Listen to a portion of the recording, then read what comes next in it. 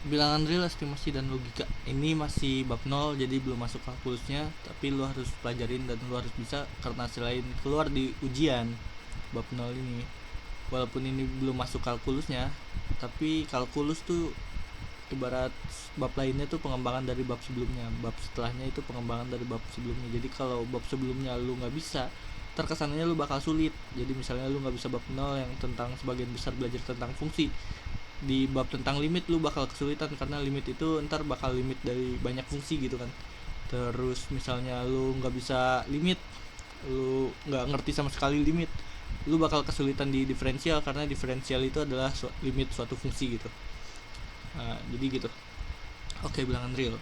Jadi pertama, bilangan real tuh gampangnya adalah suatu bilangan yang bisa diplot dalam garis bilangan. Jadi bilangan apapun yang bisa masuk ke garis bilangan itu adalah bilangan real. Jadi misalnya di sini ada akar 2 real karena ada di garis bilangan kan. Di sini ada misalnya 1. Di sini misalnya 1/2, ini bilangan real. Semua bilangan real.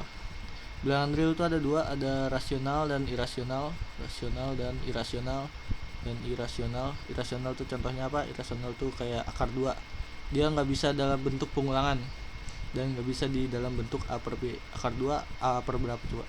Berapa per berapa, nggak bisa kan? Jadi ini irasional contohnya. Rasional tuh bisa dalam bentuk A per B. Selain bisa dalam bentuk A per B, rasional juga, bilangan rasional bisa di apa ya istilahnya, bisa dibuat dalam bentuk pengulangan gitu. Misalnya 0,136136136 dan seterusnya, diulang-ulang terus 136 nya. Nah, ini bilangan rasional. Contoh buktinya apa ini bilangan rasional? Bilangan rasional itu kan bisa dalam bentuk A per B. Contohnya nih gini, misalnya 0,136 ini gua bilang X. Misalnya ini adalah X. Kalau X 0,136136136 bisa dong kedua ruas gua kali 1000. Iya, gua kali 1000. Jadi ini 1000x sama dengan berapa? Ini gua kali 1000 berarti kan 1 2 3 komanya pindah, berarti ini 136,136 dan seterusnya. Ya kan? Terus ini kedua bilangannya bisa dong gua kurangin. 1000x gua kurangin x.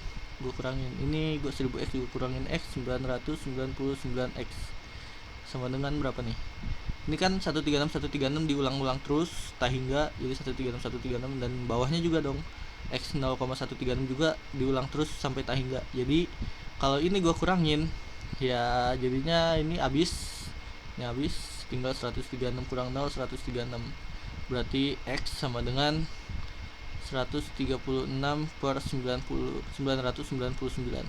Di sini x-nya sama dengan 0,136136136. Di sini x-nya sama dengan 136 per 999. Berarti gua ambil kesimpulan 0,136 dan seterusnya itu sama dengan 136 per 999. Terbukti kan? Bilangan yang bisa diulang bisa dalam bentuk A per B.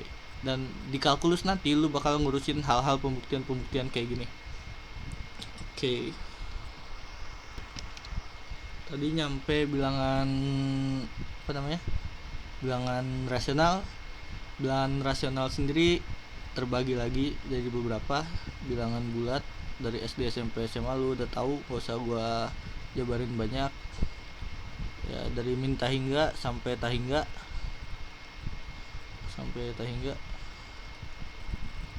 Terus ada bilangan cacah dulu ya. Cacah dulu ya. Gue lupa. Pokoknya bilangan yang ini nggak terlalu penting juga, jadi gue langsung skip aja. Bilangan asli. Cacah tuh nolnya masuk 1, 2, 3 dan seterusnya. Terus ada beberapa sifat bilangan. Ya, misalnya x kurang dari y berarti x tambah y, x tambah suatu bilangan k, misalnya konstanta, kurang dari y tambah k. Ini bila sifat-sifatnya. Terus misalnya x kurang dari y, kalau x dikali k, kalau misalnya k nya itu negatif berarti bakal kebalik, x dikali k itu lebih dari y dikali k. Bener nggak? X-nya negatif, X-nya ya kira-kira begitu lah ya, gak terlalu penting. Estimasi tuh maksudnya kalau lu ngerjain kalkulus, di situ lu harus punya nalar gitu.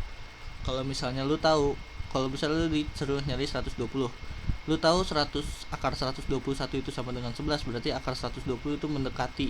Nah, tanda ini nih, ini tanda mendekati. Jadi bukan sama dengan, tapi mendekati 11. Jadi kalau misalnya lu ngitung apa terus nggak masuk di logika lu, ya lu harus ulangin. Itu estimasi cuman gitu doang intinya. Terus logika di kalkulus itu maksudnya pembuktian.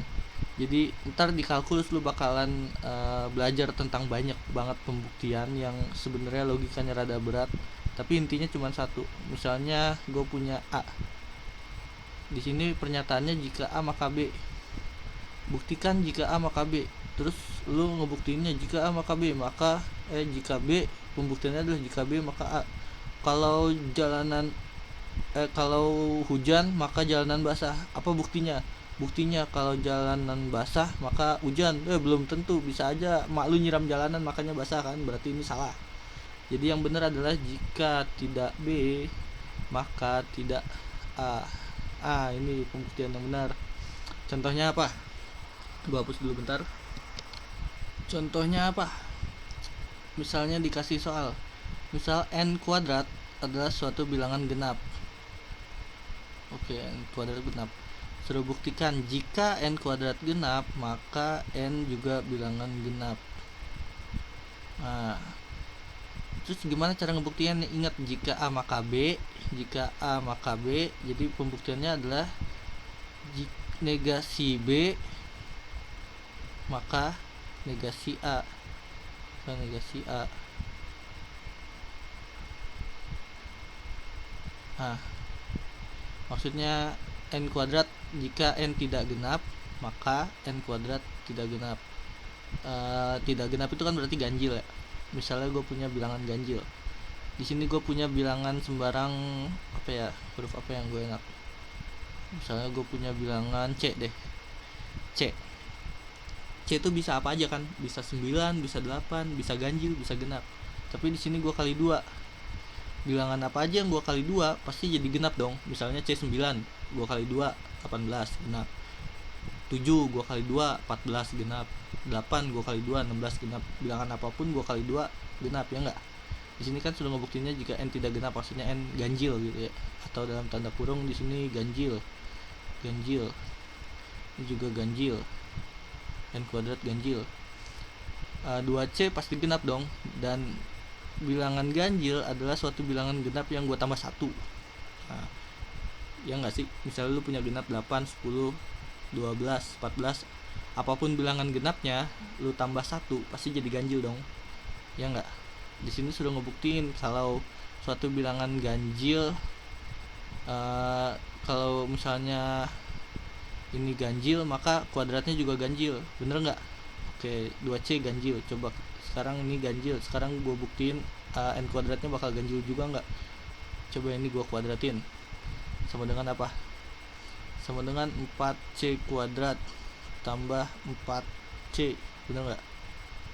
Tambah berapa nih? 1, ya kan? 4C kuadrat tambah 4C itu sama dengan 2 C kuadrat tambah ini 2C kuadrat tambah 2C plus 1. Anggap 2C kuadrat tambah 2C ini kotak, misalnya gue kotakin. Nah, suatu bilangan kotak sama misalnya C, kotak sama C beda bilangan, tapi bilangan apapun misalnya dia bisa ganjil bisa genap kan, si kotak nih. Si kotak bisa ganjil bisa genap. Gua kali 2 pasti genap dong. Ya dong. Misalnya 9 kali 2 18, 8 kali 2 16. Terus gua tambahin 1. Pasti jadi ganjil dong.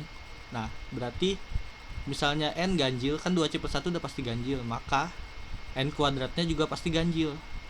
Ya buktinya apa ya, ini n kuadratnya kan 2 kali suatu bilangan kotak, gua kotakin suatu kotak ditambah 1 pasti ganjil kan.